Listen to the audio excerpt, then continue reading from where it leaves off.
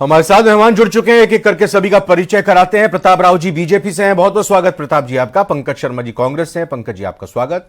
हमारे साथ डॉक्टर मिथिलेश जैमिनी जी वरिष्ठ पत्रकार भी जुड़ चुके हैं, बहुत बहुत स्वागत डॉक्टर मिथिलेश आपका। और निरंजन पोद्दार जी राजनीतिक विश्लेषक हमारे साथ हैं, निरंजन जी आपका भी स्वागत। आप सभी मेहमानों को सबसे पहले तो नए वर्ष की बहुत बहुत शुभकामनाएं। एक बार आपका भी रुख करूंगा निरंजन जी। एक तरफ संगठन पर्व बीजेपी का मनाया जा रहा है, अभी मंडल और जिला अध्यक्षों का चयन होना है, निर्वाचन होना है, और दूसरी तरफ सुगबुगाहट लगातार सुनने और देखने में आ रही है कैबिनेट फेरबदल या कैबिनेट विस्तार को लेकर। क्या दोनों ही चीजें इंटरकनेक्टेड हैं? क्या यह माना जाए कि जब एक तरफ संगठन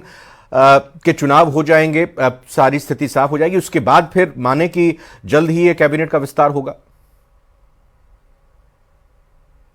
रविंद्र जी, जिस तरीके से राजस्थान की राजनीतिक संस्कृति रही है कि 5 वर्ष भारतीय जनता पार्टी की सरकार और 5 वर्ष कांग्रेस की सरकार, जो लगातार हर 5 वर्ष बाद में सरकार वहां पे बदलती है,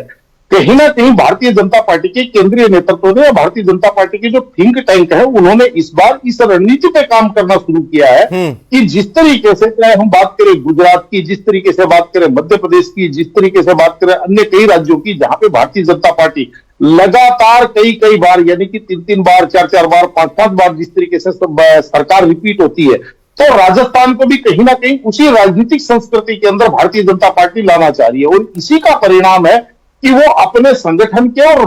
प्रदेश की राजनीति के जो कील कांटे हैं उनको दुरुस्त करके, और उसके अंदर चाहे आप संगठन का विस्तार हो, चाहे उसके अंदर मंत्रिमंडल का विस्तार हो, चाहे उसके अंदर सरकार का विस्तार हो, इन तीन सारी चीजों से उस तरीके का एक अपना एक जिसको कहते हैं अभेद दुर्ग या अभेद किला बनाने का भारतीय जनता पार्टी का जो प्रयास है वो दिखाई दे रहा है। और इसके अंदर जिस तरीके से भी मंत्रिमंडल विस्तार की चर्चा राधा मोहन अग्रवाल जी ने जिस तरीके से कहा है कि पुराने पत्ते गिरते हैं तब नए पत्ते आते, निश्चित रूप से देखिए प्रकृति का नियम उन्होंने बताया है, लेकिन वास्तविकता यह है कि अब इसके अंदर किन किन का पत्ता कटेगा और कौन कौन से नए पत्ते आएंगे। तो इसके ऊपर अगर हम चर्चा करें तो जैसे अभी जैमिनी जी ने कहा, निश्चित रूप से जिस तरीके से शेखावाटी अंचल की बात करें, शेखावाटी अंचल के अंदर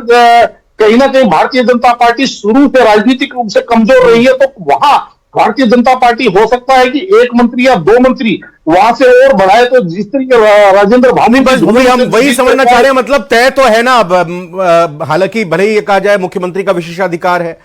और मदन राठौर ये कहें कि भाई ठीक है संगठन का कोई इसमें दखल अंदाजी नहीं होती है तो मुख्यमंत्री ही देखेंगे, लेकिन ये माना जा रहा है कि बहुत जल्द ही, ज्यादा वक्त नहीं है क्योंकि 24 ही मंत्री हैं, मुख्यमंत्री को मिलाकर 30 तक ये हो सकता है, तो ये पूरे अभी कार्यप्रणाली में है,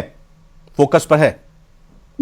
जी निश्चित रूप से रविंद्र जी, देखिए बल्कि मैं तो ये कहता हूं कि ये जो मंत्रिमंडल विस्तार की बात करें, ये तो पहले से संभावित लग रहा था। इसके अंदर जो विलंब हुआ उसके कुछ कारण, चाहे महाराष्ट्र झारखंड के चुनाव हो तथा जिस तरीके से भारतीय जनता पार्टी 2024 के लोकसभा चुनाव के बाद में एक बैठक पे आई थी, कहीं ना कहीं उपचुनाव के बाद में जो उनको एक ऊर्जा मिली है, क्योंकि जिस तरीके से भारतीय जनता पार्टी ने उपचुनाव में उन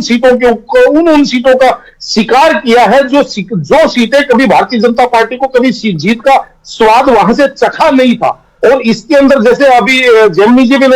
जी ने भी बताया, जो खींवसर हनुमान बेनीवाल जी की जो राजनीतिक राजधानी मानी जाती है, वो कहीं ना कहीं इस बार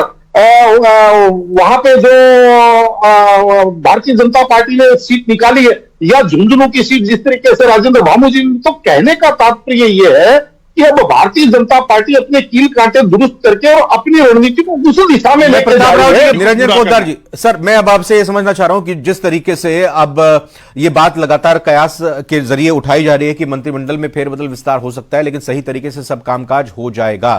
कांग्रेस की क्या रणनीति रहनी चाहिए आने वाले वक्त में?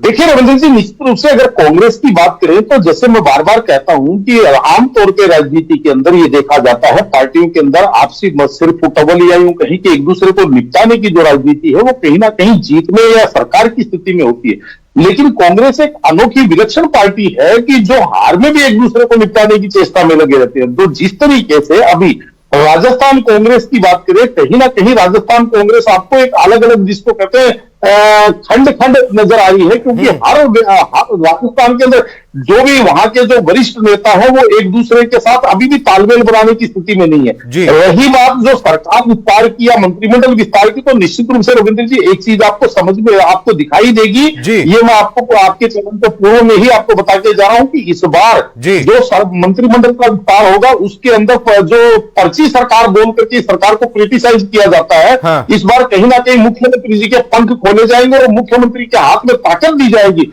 कि वो सरकार गठन में यानी मुख्यमंत्री जी की ज्यादा चलती हुई दिखेगी। अच्छा पंकज शर्मा